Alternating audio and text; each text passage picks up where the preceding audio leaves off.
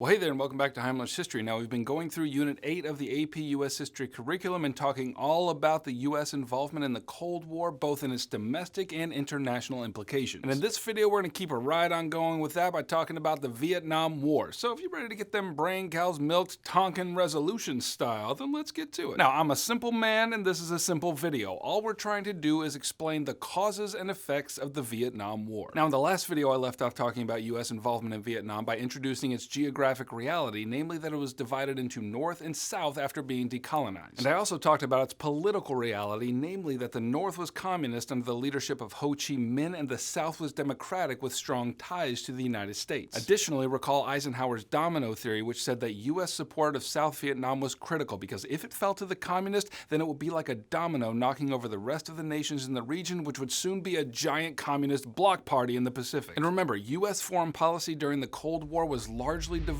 to the containment of communism. So Eisenhower left office and John F. Kennedy came in to replace him, and he agreed with the communist domino theory. Therefore, Kennedy sent no small amount of what he called military advisors into South Vietnam. And Kennedy claimed that they weren't there to fight, they were just there to support the Southern government. Ugh, we hate the Northern communists. So glad you sent 16,000 people over here to help us fight them off. Oh, no. We're not here to fight, we're here to support. So, tell me, how does the Northern Vietnamese aggression make you feel? What? Anyway, you can see where this is going. In 1963, Kennedy went ahead and got himself assassinated, and his vice president, Lyndon B. Johnson, becomes president just as the situation in Vietnam was degenerating. And that is when things got bad in the Gulf of Tonkin incident. The story goes like this. The North Vietnamese fired on a U.S. battleship in the Gulf of Tonkin, which, remember, was only there to get a sense of how the Vietnamese were feeling. Why else would you have a battleship in the Gulf of Tonkin? But even that aggression is disputed. We're not sure whether the North Vietnamese actually fired upon the U.S. ship. But that didn't matter because Johnson used this incident as a justification for U.S. military involvement in the region. And to that end, Johnson asked Congress to pass the Gulf of Tonkin resolution, which essentially gave the president a blank check to exercise whatever powers were necessary to protect American interests in the region. Now, to be clear, this was not a declaration of war because only Congress can declare war. This was just authority given to the commander-in-chief of the military to do what needed to be done to defend American interests in the region. But it did lead to some military engagements, and that fact led to a huge debate back in America. Like, had the executive branch abused its power by conducting foreign policy with military action apart from congressional approval? And the answer to that is yes, that's what happened, but also kind of no, because Congress did give approval for the military intervention, so yeah, it's complicated. The point is, with the Gulf of Tonkin resolution in play, the U.S. military got heavily involved in the region. Now, the real problem is how long it would take to deploy enough military personnel from the United States to make a difference over there. Nope, good thing we already had 16,000 military advisors over there. Okay, I think I'm ready to talk about my feelings now. Man, stuff your feelings. It's time for some pew-pew. Well, by 1963, the North Vietnamese had sent 40,000 soldiers to fight in South Vietnam, and baby, now it was on. Now, Johnson's strategy was step-by-step escalation. The idea was that the North Vietnamese were backwards and primitive, and if the mighty United States just applied a little more pressure, then they would bring them to their knees. Well, a little pressure didn't work, so let's just crank that knob again.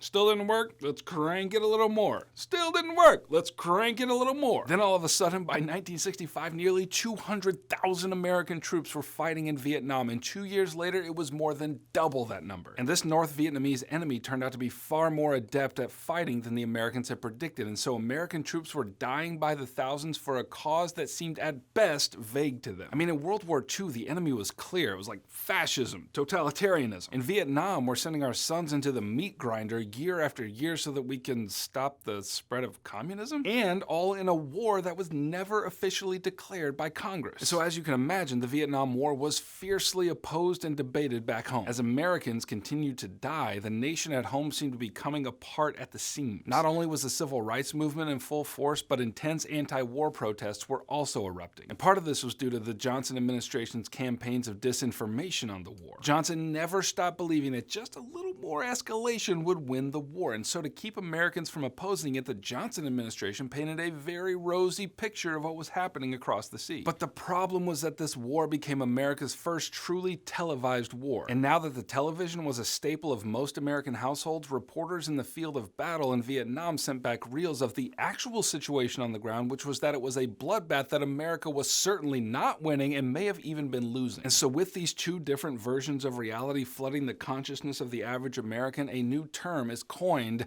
credibility gap. The president is lying to us about the progress of the war, and we can see it for ourselves right here on television. Anyway, the event that broke Johnson's ability to continue the escalation was the Tet Offensive. This was a massive surprise attack carried out by the North Vietnamese, which inflicted heavy casualties on U.S. troops. However, the U.S. did counterattack and inflicted even heavier losses on the VIETCONG. And in response to this, Johnson and his staff requested 200,000 more troops be sent to Vietnam, and it was at this that Johnson's advisors turned against him and said, no, you cannot do that, and so Johnson ended the escalation there. And after Johnson's term was over, Richard Nixon was elected president, and his goal was to reduce U.S. involvement in Vietnam without looking like we had conceded defeat. And the chief program he proposed was known as Vietnamization. The program basically provided for the removal of American troops from Vietnam while still lending financial aid and munitions to carry out the war for themselves. And it was Nixon who effectively ended the Vietnam War. Okay, if you need more help on Unit 8, then here's the playlist right here. And if you need even more help, then you can click right here and grab a review packet, which will give you what you need to get an A in your class and a 5 on your exam in May. Try it,